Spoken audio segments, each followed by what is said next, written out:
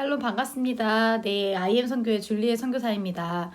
여러분 오늘 벌써 두 번째 시간이에요. 첫 번째 시간에는 우리가 생물이 얼마나 다양한지 또 분류는 어떻게 했는지를 봤습니다. 그래서 총 5가지로 분류계를 나눴었죠. 네, 뭐뭐뭐 있었죠? 원생생물계, 원핵생물계, 균계, 식물계, 동물계 이렇게 총 5가지가 있었습니다. 여러분 그 5가지는 꼭 외우셔야 하고 그 5가지가 각각의 어떤 특징들을 가지고 있었는지 봐야 합니다. 자, 오늘은 두 번째 시간이에요. 두 번째 시간은 바로 광합성과 호흡입니다. 오늘은 식물에 대한 이야기들을 좀 많이 나눌 건데 식물이 어떻게 에너지를 얻는지 사람의 경우는 어떻게 해요? 맞아요. 음식을 먹죠. 음식을 먹어서 그 음식에 있는 에너지를 우리가 얻기 때문에 살아갈 수 있어요. 그런데 식물은 그러면 어떻게 에너지를 얻는지 그리고 어떻게 살아갈 수 있는지 그것들을 볼 것이고 또 그 과정에서 광합성과 마찬가지로 반대로는 호흡이라는 과정이 있습니다. 이 호흡을 해야만 사람이 먹은 에너지가 소화가 되고 그리고 또 에너지를 얻을 수가 있어요. 그래서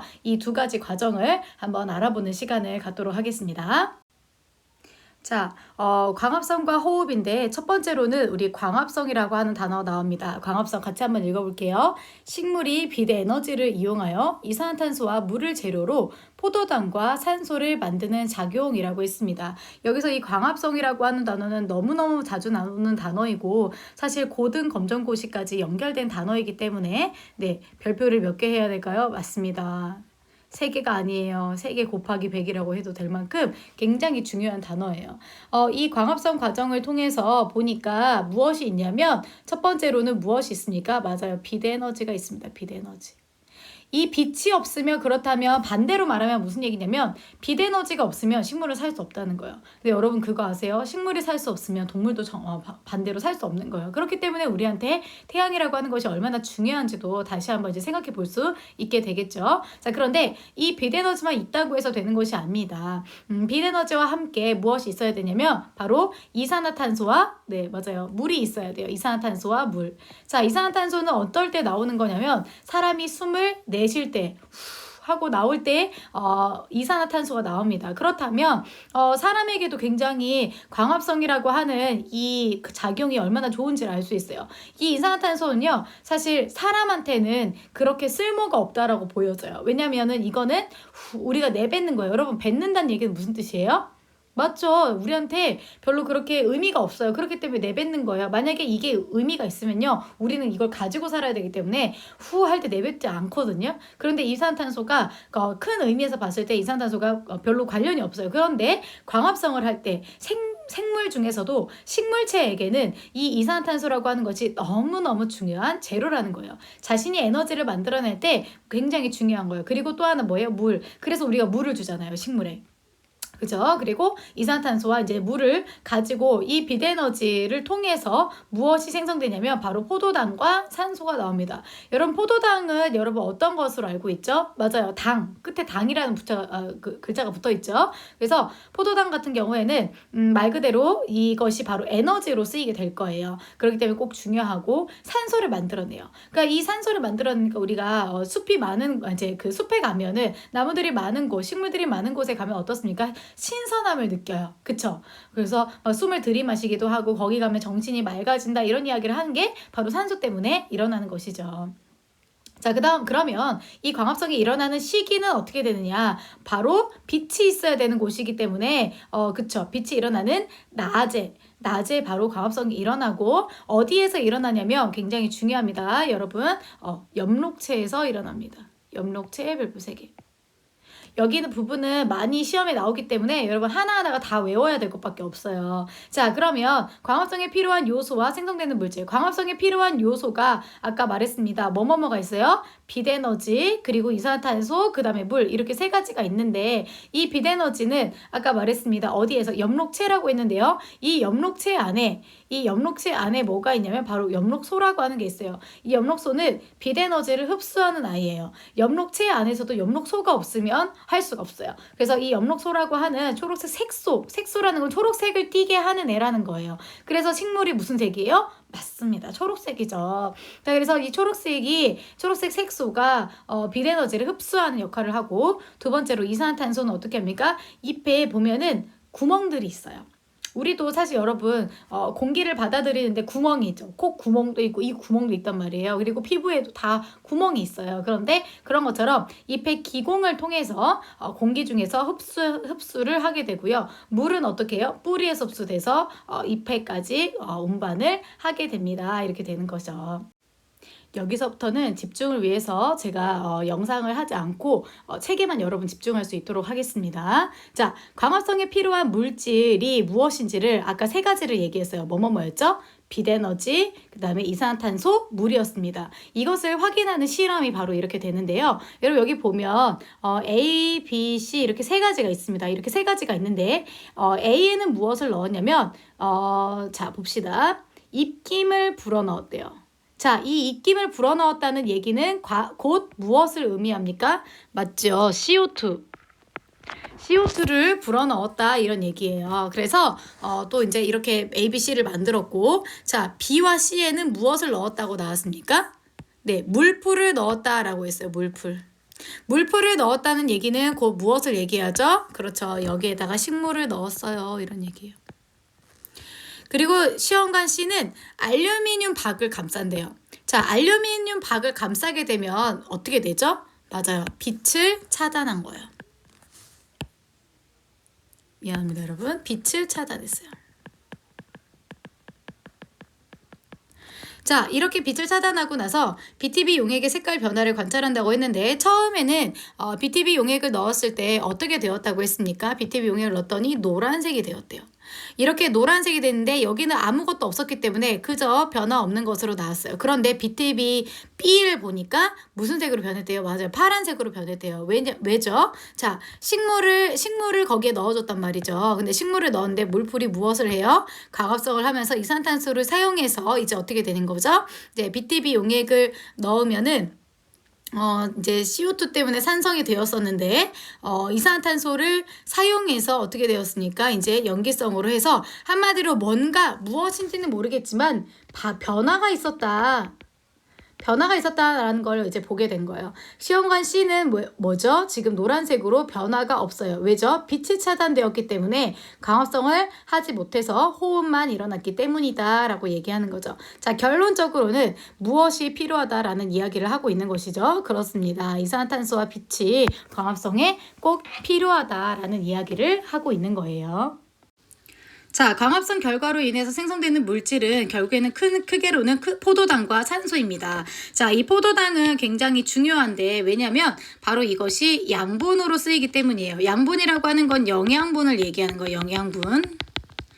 자, 이 영양분이 곧바로 이제 녹말로 전환되어져서 영록체에 저장됐어요. 뭐 하는 거예요? 저장을 해놨다가 나중에 쓸 때 쓰려고 하는 거죠. 자, 그 다음에 산소 같은 경우에는 어떻게 해요? 식물체도 호흡을 하거든요. 그래서 이 호흡에 이용되거나 공기 중으로 나가게 돼서 이제 어떻게 해요? 사람들을 이롭게 하고 수많은 이제 생명체들을 이롭게 하는데 산소가 쓰이게 되는 거예요. 그러니까 여러분 바닷물도 보면은 바다 안에도 이제 광합성을 하는 친구들이 있습니다. 뭐가 있죠? 미역이라든지 김이라든지 하는 것들이 있어요. 그것들이 있으면서 무엇을 하는 거예요? 바다에도 계속해서 산소를 주는 것이에요. 이렇게 산소를 주게 되면 어떻게 될까요? 맞습니다. 바다가 정화작용이라는 걸 해서 계속해서 깨끗해지게 될 수 있죠.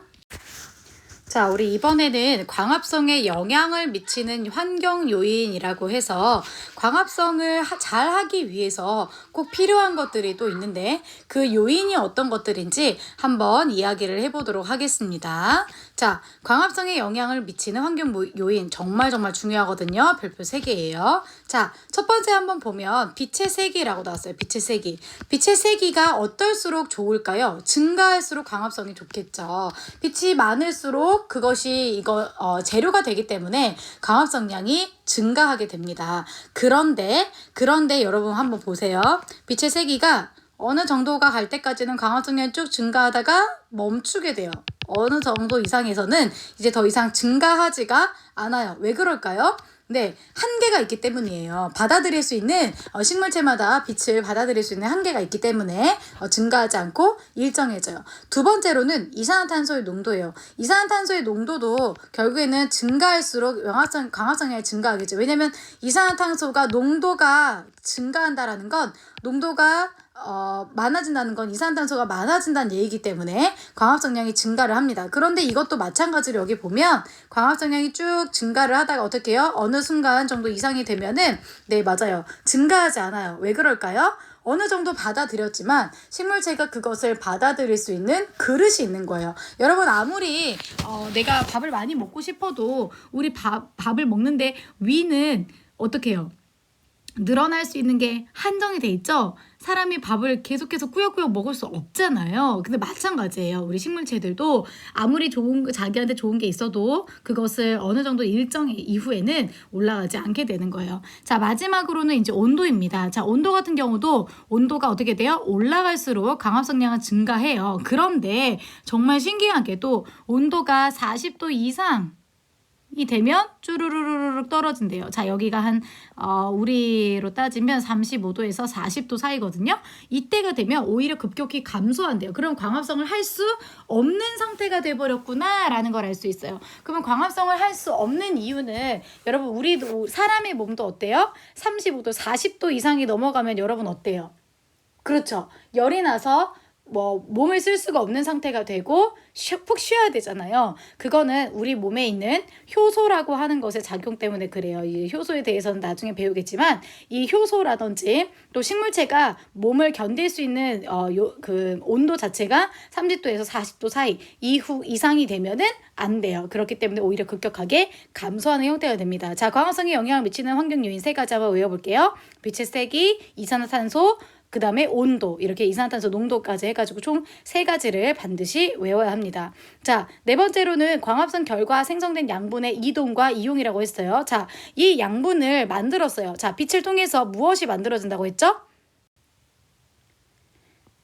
바로 광합성을 통해서 만들어지는 것들이 뭐가 있습니까? 포도당과 산소라고 했어요. 기억해야 돼요. 자, 포도당과 산소인데 이 포도당이 그리고 산소가 언제 이동이 되냐 이거예요. 근데 이동 시간을 보니까 바로 언제 됩니까? 바로 주로 밤에. 그러니까 낮에는 계속해서 만들어내고 이동을 하는 것은 바로 밤에 일어납니다. 라는 거죠. 이렇게 이동을 하게 되는데 이동하는 통로는 바로 체관입니다. 여러분, 체관이라고 하는 곳에 이제 흘러가는 것이 바로 양분이 흘러가는 거예요. 양분. 그러니까 우리가 알고 있는 무엇이 흘러가겠습니까? 맞아요. 포도당이 이 체관을 통해서 흘러가게 되는 거예요. 근데 이동을 할 때 어떻게 해도 이 포도당이 하나하나씩 이동하는 게 아니라 2개가 붙은 형태인 설탕의 형태로 이동을 하게 되는 거예요. 자, 이 양분이 이제 어떻게 이용될까요? 라고 해서 나왔습니다. 양분이 이용되는 것도 어떤 거 있을까요? 그렇죠. 식물의 생장이나 생활에 필요한 에너지원이에요. 얘가 에너지로 쓰인다는 거죠. 그리고 식물의 생장이라고 하는 건 크기가 커가는 거예요. 그리고 남은 양분은 어떻게 해요? 저장 기간에 저장을 하게 된다. 그러니까 나무가 다 자라고 나서 이제 자라고 나면 뭘 합니까? 열매를 맺게 되죠. 맞아요, 여러분. 그쵸? 열매를 맺게 됩니다. 그러면 이 열매 등에는 무엇이 이제 저장된 거예요? 그렇죠. 이런 양분들이 저장됐다라는 걸 알 수 있어요. 자, 이 양분이 저장이 되는 형태로 여러 가지 형태가 있어요. 그렇게 해서 열매를 맺게 되는데 하나씩 한번 살펴보면 녹말의 형태로 저장되는 게 감자, 고구마, 벼, 보리. 설탕이 되는 게 사탕수수와 사탕무. 이것으로 설탕을 만들어내는 거예요, 여러분. 사탕수수 때문에. 포도당은요, 양파나 붓꽃이나 과일류. 그리고 단백질로도 저장돼요. 콩이나 밀에. 그리고 지방으로는 해바라기 씨라든지 땅콩이라든지 깨라든지 아몬드라든지 하는 것들이 양분의 저장이 되는 것이죠. 자, 이 옆에 보면은 양분의 저장 기관이 있어요. 고구마나 당근, 무는 무엇이 저장된 거예요? 뿌리에 저장된 것이죠. 감자나 양파는 줄기에, 토마토나 배나 사과는 열매로, 그 다음에 벼, 밀, 보리는 씨앗으로 저장되어 있다라는 걸 알 수 있어요. 자, 그 다음은요. 너무너무 중요한 증산작용이에요. 증산작용. 여기는요, 여러분 진짜 잘 알아야 돼요. 왜냐면 이거 무조건 나와요, 여러분. 자, 증산작용을 알려면 잎이 어떻게 생겼는지를 알아야 증산작용이라는 게 뭔지를 이해할 수 있기 때문에 생명체 이제 식물의 잎을 한번 알아보도록 할게요. 자, 잎은요, 뿌리에서 흡수한 물을 뭐합니까? 이용합니다. 물을 이용해서 광합성을 비롯한 다양한 생명활동을 하는 기관이에요. 잎 말고 우리가 이제 여러 가지 기관들이 뭐가 있죠? 네, 뿌리라든지 줄기라든지 열매라든지 하는 것들이 있어요. 그런데 그 중에서도 잎의 구조를 여러분 한번 보세요. 자, 잎을 보면 이렇게 생겼다라는 거예요. 그래서 겉에 요 부분들, 요게 바로 뭡니까? 그쵸. 표피라고 해서 한 겹의 얇은 세포층이고 안쪽에 있는 여러 세포층을 보호하는 역할을 양면으로 해주고 있는 거예요. 이렇게. 자, 그리고 잎맥이라고 하는 것은 물의 이동 통로인 물관과 양분의 이동 통로인 체관. 다시 물을 이동하는 건 물관, 양분을 이동하는 건 체관이에요. 그렇게 구성된 관다발이 바로 잎맥이라고 하는 거예요. 그래서 여러분, 우리 식물체들 이제 생긴 거 보면 어떻게 생겼어요? 자, 이렇게 식물이 있는데 이렇게 해서 여러분 막 이렇게 잘 그리죠. 그쵸? 지금 제가 그린 이 부분들, 이런 게 바로 잎맥이에요. 근데 어떤 건 이렇게도 생기기도 했고 또 어떤 거는 이렇게 옥수수 같은 거 보면은 이파리가 이렇게 생겼죠. 이런 것들이 바로 잎맥이고 여기를 통해서 물과 양분이 이동하는 거예요. 그래서 잎의 몸을 지탱해 주는 거고요. 그 다음에 세 번째로는 공변세포예요. 공변세포 굉장히 중요한 부분이에요. 자, 공변세포는 주로 잎 뒷면 표피, 요 부분에 있다는 거예요. 여기 부분. 표피에 있으면서 공변세포의 안쪽, 세포벽은 바깥쪽 세포벽보다 두껍다. 뭐 이렇게 되어 있고, 네 번째는 기공인데, 자, 요 부분이 이제 중요한 포인트입니다. 공변세포와 기공. 자, 이거 지금 그림으로 한번 볼게요. 자, 그러니까 뭐냐면 이게 세포예요. 세포인데 이렇게 공기 때문에 변해서 왔다 갔다 하는 거고요. 그 안에 있는 구멍, 여기 부분은 바로 공기가 왔다 갔다 하는 부분이에요. 공기가 왔다 갔다 하는 부분이기 때문에 기공이라고 하는 부분이 이렇게 생기는 거죠. 자, 그래서 이 기공이라고 하는 건 작은 구멍이라고 얘기했어요. 그래서 여기에서 기체가 드나들어요. 여기로 뭐가 되겠습니까? 이산화탄소가 들어가기도 하고요. 산소가 나오기도 하는 곳이 되는 거예요. 그러니까 너무 중요한 부분이죠. 그래서 공변세포의 모양에 따라서 기공이 열리거나 닫히게 되는 거예요. 여러분, 만약에 이 기공이 닫혀버리면 어떻게 될까요? 이 기공이 닫히게 되면 공기들이 이동을 할 수 없기 때문에 식물체가 뭐 받아들이거나 또 내놓거나 이런 것들을 할 수 없게 되겠죠. 자, 그럼 본격적으로 증산작용이 무엇인지 한번 볼게요. 자, 증산작용이다라고 했어요. 자, 증산작용은 잎의 기공을 통해서 하고요. 물이 수증기 형태로 배출되는 현상을 바로 증산작용이다. 여러분, 혹시 증발이라는 단어 알까요? 증발이라고 하는 거 뭐예요? 자, 그쵸. 물이 말 그대로 어떤 물이 이렇게 있었어요. 물이 이렇게 차 있었는데 여기 중에 이제 뭐예요? 나중에 보니까 물이 조금 줄어들었네 이렇게 했어요. 이걸 누가 먹어서 그런 거일 수도 있겠지만 그것보다도 정말 누구도 먹지 않았는데 조금 줄어드는 경우들이 있어요. 뭐죠? 네, 말 그대로 여기 있는 물이 수증기가 돼서 날아간 거거든요. 그런 것처럼 그것을 증발이라고 한다면 증산작용은 잎에 있는 물이 수증기 형태로 배출되는 현상을 바로 증산작용이다라고 하면 따라합시다. 증산작용. 그렇죠. 자, 그래서 이 기공이 열리는 것과 닫히는 것을 한번 보도록 할 텐데요. 낮에 관찰되는 것과 밤에 관찰되는 기공의 모습이 조금 다른 거를 우리가 볼 수가 있어요. 낮에는 어떻게 됐어요? 네, 맞아요. 열려 있어요. 왜 열려 있을까요? 광합성이 활발하게 일어나야 되기 때문에 그렇죠. 그래서 어떻게 해요? 네, 물을 받아들여요, 지금. 공기 중에 있는 수증기도 받아들이고요. 또 CO2도 받아들여요. 그렇죠. 그런 것들을 이제 하게 되는데, 제가 물론 여기를 통해서 광합성을 통해서 나오는 산소가 배출되기도 합니다. 그런데 밤에는 어떻게 되고 있어요? 네, 밤에는 닫혀 있어요. 왜 밤에는 닫혀 있을까요? 광합성이 일어나지 않기 때문에 그런 거죠. 그래서 CO2를 받아들일 일이 없거든요. 그러니까 계속해서 산소가 나가게 할 수 없기 때문에 광합성을 하지 않기 때문에 밤에는 기공이 닫혀 있다라고 할 수 있을 것이고, 증산작용은 그래서 언제 일어납니까? 낮에 활발하게 일어난다라고 할 수 있어요. 가장 중요한 포인트, 자, 이제 시험 문제 포인트 나갈게요. 증산작용이 잘 일어나는 조건이에요. 자, 증산작용이 잘 일어나는 조건 무엇이 있습니까? 자, 1번 빛이 강할 때, 2번 온도가 높을 때, 3번 습도가 낮을 때, 4번 바람이 잘 불 때, 5번 식물체 내 수분량이 많을 때 잘 일어난다. 자, 여러분, 이거 뭐랑 똑같냐면요. 어떨 때랑 똑같아요? 빨래가 잘 마르는 조건하고 똑같죠. 그쵸? 자, 빛이 강하면 빨래 잘 말라요. 온도가 높으면 빨래 잘 말라요. 습도가 어떻게 해요? 낮을 때 습도라는 거는 우리 여름에는요 습도가 되게 높아질 때가 있어요. 그러니까 뭐냐면 이제 증발이 되기 때문에 일어나는 건데 후덥지근하다라고 하죠. 후덥지근하지 않고 건조할 때 습도가 낮다라는 건 다시 말하면 뭐가 되는 거예요? 건조할 때예요. 그리고 바람이 잘 불 때. 자, 바람이 잘 불면 빨리 잘 마르겠죠. 자, 식물체 내 수분량이 많을 때 요거는 조금 다른 이야기지만 어쨌든 무엇과 똑같다는 거예요. 지금 빨래가 잘 마른 조건하고 똑같아요. 이거는 무조건 오늘 다 외우셔야 되고 반드시 여러분이 알고 있어야 되는 부분입니다.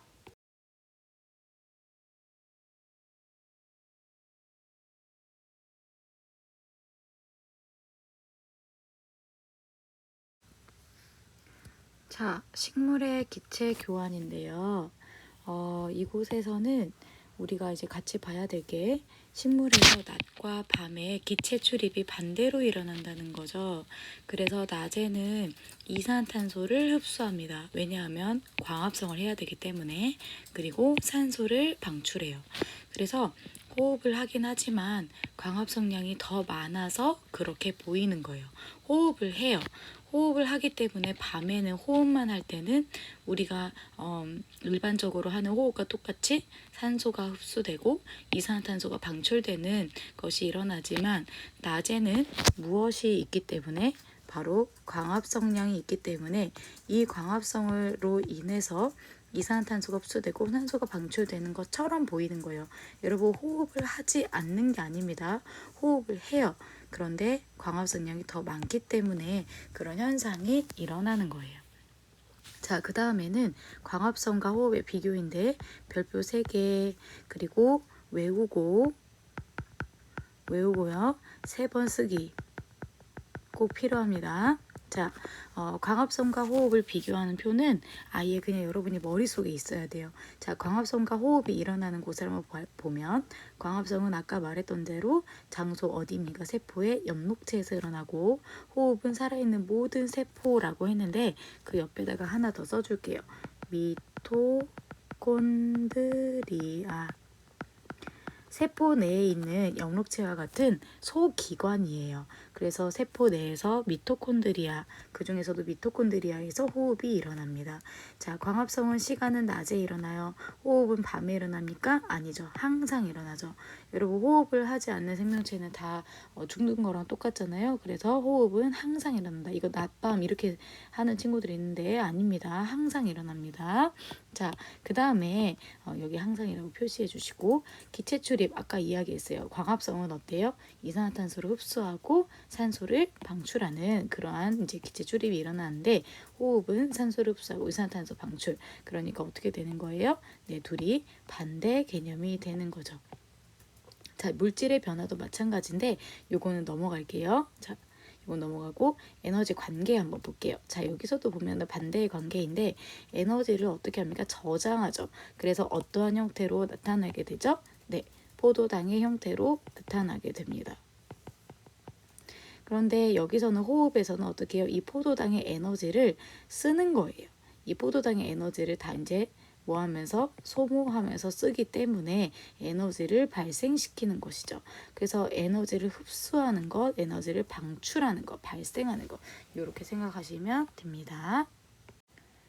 네, 오늘 여러분 우리 같이 식물이 어떻게 살 수 있는지 그리고 식물이 살아가는 방법의 광합성과 호흡에 대해서 배워보았습니다. 자, 오늘 배운 이 단원 개념을 가지고 과제는 23페이지에서 25페이지까지 꼭 푸시고 질문 있으시면 그 아래 답변을 달아주시거나 댓글을 달아주시면 제가 또 답변을 해드릴 테니까 여러분 화이팅 하시고 오늘도 하나님 안에서 승리하는 여러분 되기를 소망합니다.